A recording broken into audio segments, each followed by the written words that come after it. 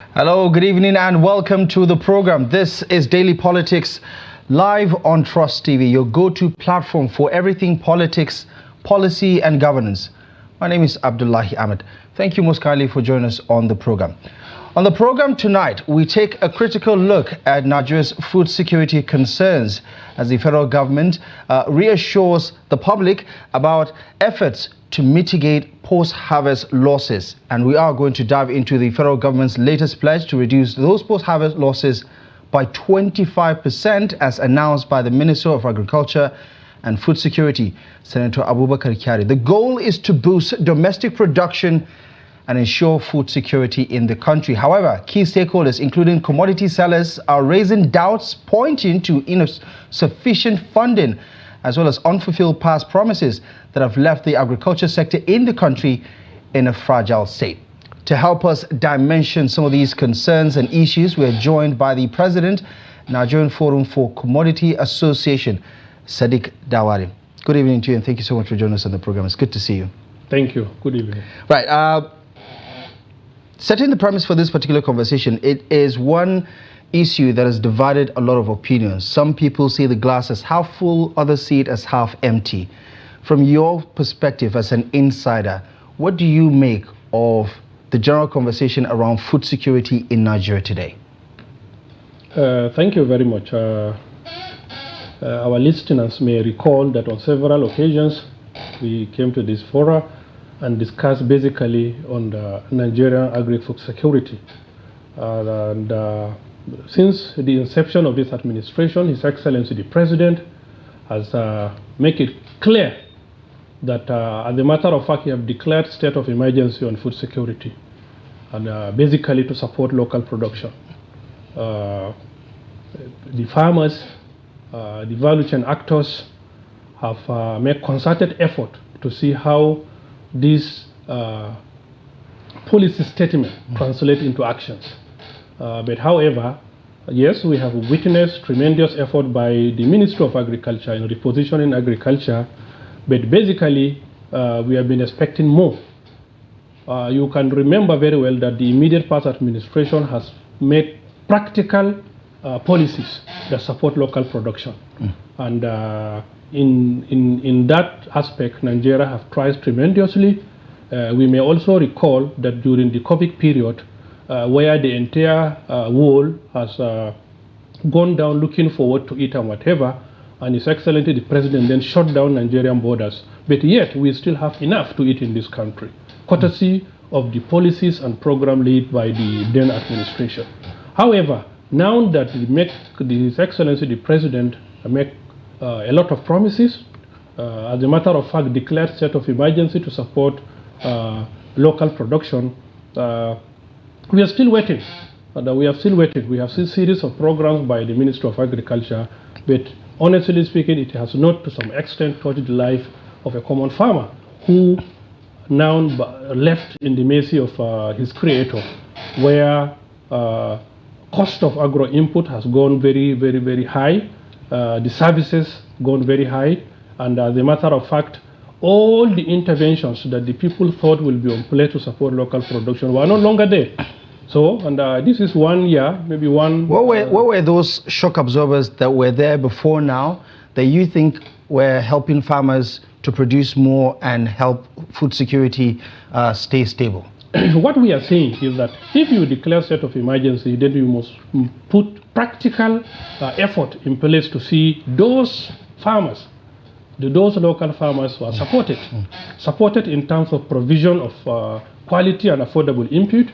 Those farmers need to have access to affordable funding so that they can scale up their production capacity. Those are the indices that you can be able to measure the performance.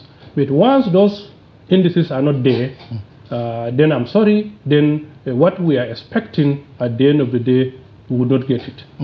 So you read into what the Minister of Agriculture and Food Security is saying, 25% as part of a broader plan or effort to ensure food security and boost domestic production.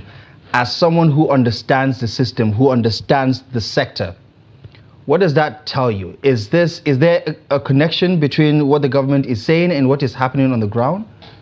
I don't understand. 25% on what? on increasing local production or 25% to mitigate post-harvest losses. Those are the things. Before you start thinking of post-harvest losses mitigation, you need to think of what was things that you put in place to support local production. It is when you produce, then you can be able to manage what you produce. If at all we have gone back by 20 or 25% in the primary, in the production because of high cost of input and associated cost, and you improve on the post-harvest loss mitigation by 20%, certainly you did not even shake, you did not move. You lose 20%, 25%, you gain another 25%. Does that mean that you have any form of improvement? No. What we expect from the beginning is that we need to see drastic effort in making sure that local production is supported. And the only way you can support is that, yes, farmers should be provided with quality and affordable input as at when due. Secondly, that they should have access to affordable funding so that they can scale up their capacity. Third, then linkage to the market.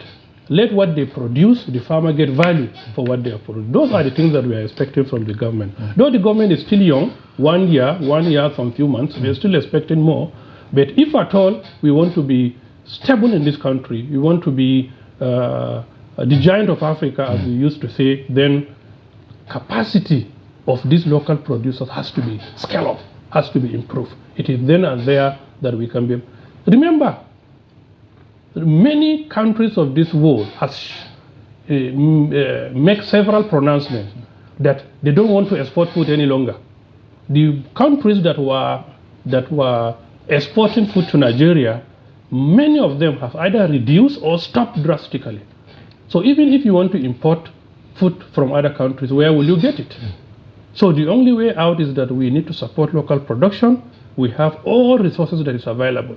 We have land, we have water. Our people are basically farmers. They know what to do. So all what we need to do is that support from the government so that those farmers can get quality and affordable input as at when due so that we can produce what we can eat into this country. When you say support, what do you mean? Because the minister was talking at the, during a special agro-industrial processing zone high-level implementation meeting here in Abuja just this past Monday. And of course, this particular program is a government initiative that is targeting at boosting agriculture through targeted investment, integrating farming, processing and marketing to help increase productivity, reduce losses, enhance value addition for food security, jobs, and poverty alleviation. Of course, it's a program that is supported by the Africa Development Bank. You have been a part of some agricultural policies and programs that have been implemented in time past. Is this not part of the winning formula? Some of these initiatives that the Tinubu administration is trying to implement, are they divergent in terms of what actually works in, pushing the needle? Those are government policies. It's excellent, it's good, it's fantastic on paper. But what we are asking is that we need a practical implementation of those policies. Up till now, yes, we had it on several occasions, government officials are mentioning, but we have not seen a practical implementation of the project up till now. So you're saying that thousands of metric tons of fertilizer that were supposed to be delivered to farmers during the rainy season and everything regarding interventions or support for small-scale and large-scale farmers, nothing of sort has actually happened? No, I understand what we are trying to say. But that we are talking about how you can be able to reach a real farmer. Government can what do you mean real farmer? I thought farmers are all farmers. No. What I'm saying is that farmers are there at the grassroots, having a piece of land, go there in the morning to start his own production or whatever. Those are the farmers we are talking about. Now, the government can be able to make 100,000 tons of fertilizer, but at the end of the day, if those fertilizers are still in the warehouses, if those fertilizers are still in the market, if some fertilizers are there only God knows where, then there will be no productivity. What we are saying is that let this farmer get this fertilizer at affordable rate. Today, if you go to the market, a 50 kg of NPK, 1515, costs close to 50,000 naira. How do you think a smallholder farmer who cultivates an acre or probably a hectare can be able to provide money to buy a bag of fertilizer at 50,000 naira, and which is very germane? You can't produce without fertilizer. A land that we have been cultivating for over 30, 40 years. That's what we are saying. Government make that effort by mentioning that fertilizers were made available for farmers. But this has to be translated is what a farmer can afford. If a farmer can go to the market and get fertilizer at probably 15, 18,000 naira, it is then that we can say there is a reflection of reality, that fertilizers has been deployed. Farmer who have gotten the government interventions, fine. Those that have not gotten the government intervention can still go to the market and buy the fertilizer at affordable rate. It is then that he can be able to fund his own production capacity and produce for this country.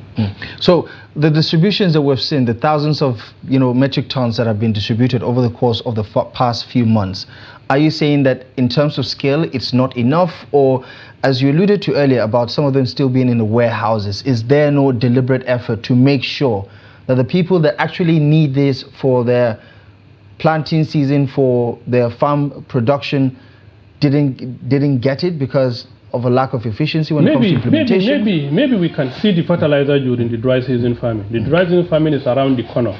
But I'm telling you that the only way you will realize that the fertilizer is on ground, farmers have gotten the fertilizer, is when you go to the market and find the fertilizer at affordable price. It is then that you know that those fertilizers that were deployed to be given to the Nigerian farmers has really reached the end user. But a situation whereby hundreds of tons of fertilizer claim to have been pushed to the Nigerian farmers, and at the end of the day, the price still is at 50 something thousand naira. This is a clear indication that the objectives of deploying these fertilizers to the end user has not been achieved. This past September, the President directed the Ministry of Agriculture and Food Security to distribute 2.1 million bags of fertilizer to smallholder farmers across the country at no cost to enhance national food security. You talk about this gap between the pronouncements and what is actually happening on the ground, which is the reality of things. Because you go to the markets today, Nigerians are still groaning, decrying the surge in the price of food commodities, despite the fact that the MBS says that the food inflation is coming down, which is also, there is a connection between that and the harvest season, usually because of the supply being improved greatly. Because of the harvest season, we see a small dip in the prices of food commodities. But what are you hearing from smallholder farmers who, at the off chance of hearing these news stories, cannot relate with their own reality? We are at the harvest period now, so certainly price of commodities has to come down. That is a normal thing. Maybe if there's a concerted effort by the government to sustain that, probably it might be 2-3 months. But after that, you definitely witness that the price will still go up. I also agree with you that government made several pronouncements deploying those important inputs to the farmers. Today, I read news that the members of the National Assembly were giving 1,200 bags of fertilizer to every senator and 600 bags of fertilizer to members of the House of Representatives. And the intention is that since they are people's representatives, those fertilizers should move to the farmers. But however, deploying those type of things to our own politicians at the end of the day end up in the hands of people that don't need them, don't need the fertilizer, but they need the value of the fertilizer. You don't think there's anything strategic about giving it to representatives who could easily identify the farmers in their communities or their constituencies? What the government ought to do is that after bringing this intervention, they will make at least a policy that those bags of fertilizer should be moved to the local government areas. You can't have a warehouse here in Abuja distributing fertilizers to high-profile personalities, come and pick, and you expect this fertilizer to end up in local areas and whatever. So those fertilizers from the beginning ought to have been moved to the local government areas, closer to the farmers. It is then and there that we will be convinced that those fertilizers reach the end user. But by the time that those fertilizers were packed in the Abuja, those were packed in Kaduna, others were packed, little goes to the state capital. Whether you like it or not, it will end up to the hands of people that does not need the fertilizer, but they need the value of the fertilizer. So in talking about, let's draw parallels now between other agricultural intervention programs of administrations past that you think were course correcting the trajectory of the industry or the sector vis-a-vis its impact on the lives and livelihood of Nigerians. Because when we talk about agriculture, we're not just talking about food production, we're also talking about job creation, we're talking about security, we're talking about stability of the local economy. Give me an idea as to where you think the disconnection lies between what the Tinubu administration is trying to do now compared to where we are coming from. Because there are loaded projects like the Anchor Borrowers program, which this administration said, listen, was flawed significantly. I mean, even during the Buhari administration, there were concerns that the program was not fully implemented to the best, in the best optimal way. But what are your thoughts about the difference in terms of policy direction? Where's the disconnect there? Now, this government make a lot of promises. This government come up with a lot of ideas on how to support agriculture. But as you have rightly pointed out, there's a disconnect between the policymakers and those that are in charge of the implementation of those projects. That is where the problem. If we can have a comparative analysis of the previous administration and now, yes, whether you like it or not, the programs such as the Anchor Borrowers program and Presidential Fertilizer Initiative to some extent have supported Nigerian farmers. There's a indication at that time that those input reach the farmer. And today, when there is a policy by the government, when there's a pronouncement by His Excellency the President, and at the end of the day, those that were saddled with the responsibility of implementing these projects did not do what is right, then you cannot blame the President, you cannot blame the government. But we have to close the gap between the pronouncement of the government and those that are in charge in the implementation of those projects. Is the scale of the challenge too great that regardless of what the government does right now, people cannot feel the impact? Let me tell you, you are a living witness that the cost of food in this country has jumped up significantly. Right? The only way that a common man on the street will understand is that when he goes to the market and he can afford to buy a food, whatever grammar people are talking on the media, whatever policy, whatever approvals government officials are getting from either the federal executive council or anywhere, a common man on the street will not understand that grammar. The only grammar he understands is that when he goes to the market, he can afford to buy a mudu of gari, he can be able to buy a mudu of rice, maize and whatever at affordable price. It is then that he would say, yes, government is working. Whatever government is doing, if that does not reflect in his means of livelihood, the way he eat, the way he do his own, at the end of the day, he will not appreciate. What we are trying to say here is that the government, please, should try to make sure that the major performance, that if at all this program is rolled out, people should make sure that the program is implemented. It is not a problem if the implementation probably is gradual. We will reach there. As we have said in the previous administration, yes, there are problems in the implementation of some interventions, but we believe that even in the developed nations, even in countries where those programs were borrowed, we knew how many years it took them to perfect the process. You cannot bring out a program that you target a smallholder farmer who is not educated, who is not trained, who is not banked, and you expect that you get a perfect result within a short period. In terms of drawing parallels or making comparisons, which policy or program do you, I mean, you're well traveled on this particular issue as an agricultural industrialist, so to say. What lessons can we learn from other countries who have either perfected or have a seamlessly smooth process of implementing subsidies like this? Because as you pointed out, even developed economies have found a way to get government to play a critical role in either subsidizing the process or making sure that food security is guaranteed? You see, in anywhere across the globe, that agriculture has to be subsidized. It is then that you can be competitive with other global actors. You cannot tell me that a farmer in either India, China, Vietnam, or US, with all the subsidies, with all the interventions, some of them get financial support at zero interest. Some of them have developed their infrastructure and facilities to support production over a long period of time. They have all this infrastructure and institutions that support production. When you roll out a program here, that you neither have the infrastructure, you neither have the affordable finances and whatever, you said you compete with them. It will not.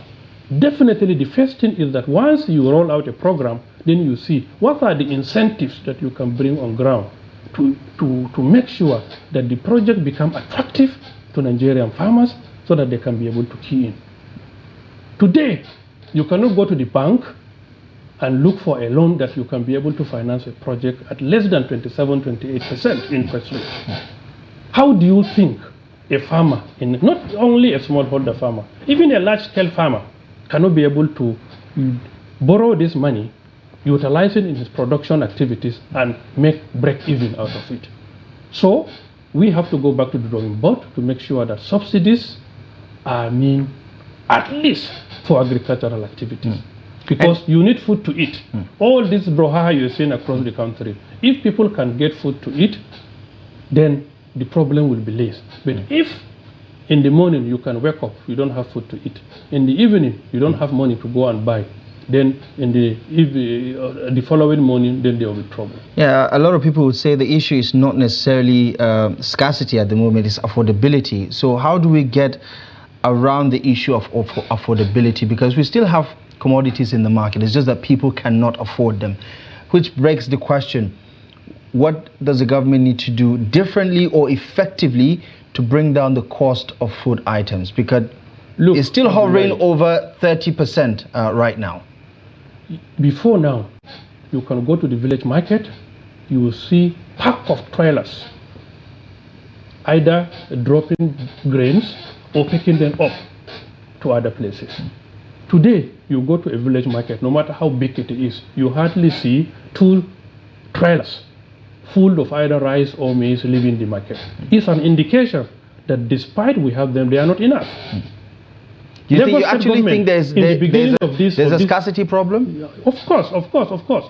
Lagos state government, I learned in the beginning of this year, has requested for an approval from His Excellency to import paddy from other countries of the world to come and process using their own facilities in Lagos to support that. If at all we have enough in the country, those people will not request for President's approval to go and import paddy rice from other countries. It's an indication that we have, but it's not enough. So, and what we are seeing now is because it is harvest period. I'm sorry that if it is on this trend, in the next 2-3 months, then we will go back to square one. What we are saying is that local production has to be encouraged. Subsidies, despite President over time has been frowning face over subsidies whatsoever based on the power, on the fuel, on whatever. But for you to be competitive in agriculture, there has to be incentives. Yeah. And this incentive is subsidies on the inputs and probably the finances to support the production. Yeah. There's no shortcut about it.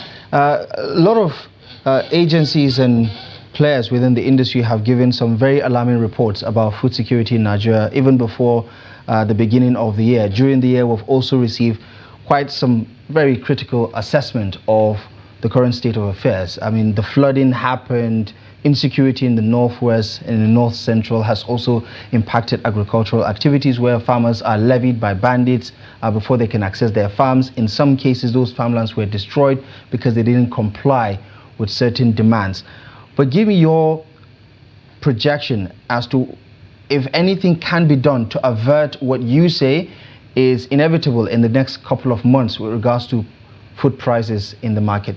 Is there anything that the government can do right now or in the next couple of weeks and months to avert a spike in the price of food commodities? Yes, insecurity has been a very big challenge to us in this country, and the issue of agriculture is not an exception.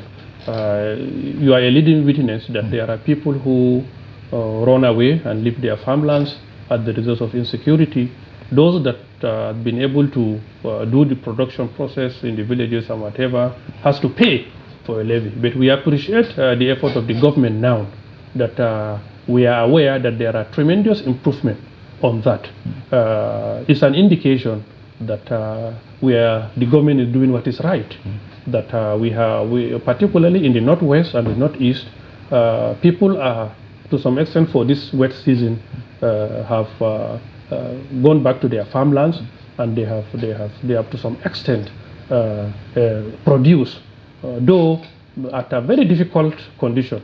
When you don't initially you have resources to cultivate 2-3 hectares, but because of lack of resources and because of the high cost of input, you have to go back and cultivate just 1 hectare or sometimes even half a hectare.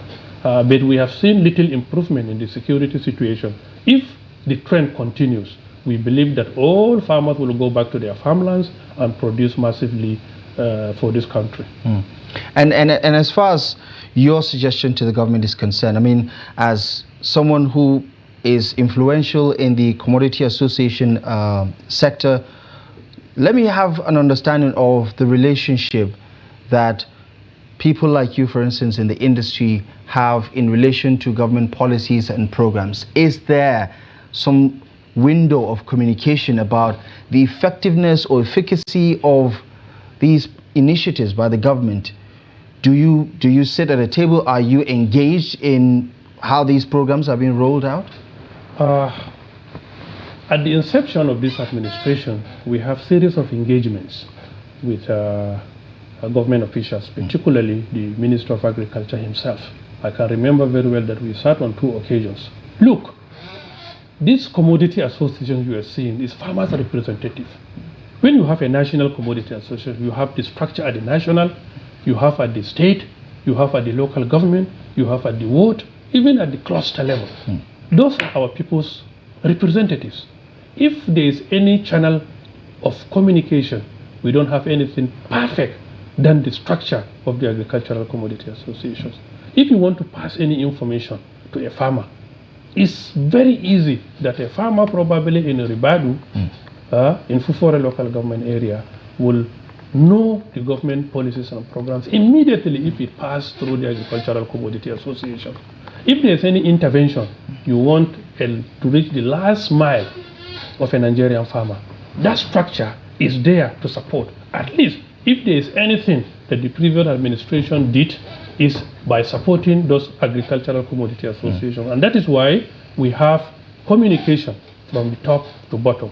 Whatever programs that you brought, if you don't have a structure to leverage on and pass the information and the intervention and the input to a last mile farmer, you cannot be able to achieve that. Remember that the fertilizers intervention that the present administration has set and deployed, up till now, we still have those fertilizers in the cities. And just before we go, you mentioned that you have 2 engagements with the Minister of Agriculture and Food Security.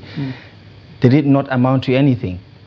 Because it feels like you people are outsiders in the grand scheme of things. You see, a manager who is in charge of a program has to be convinced beyond reasonable doubt that what you have offered to him is good.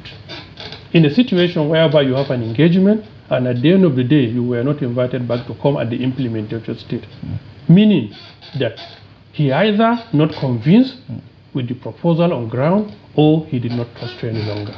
So as I've said earlier, we have on 2 different occasions we have engagement with him. We have pointed out to him, look, leverage on this structure is very important. If you want to pass information today, by tomorrow morning, a smallholder farmer in the village would know about it.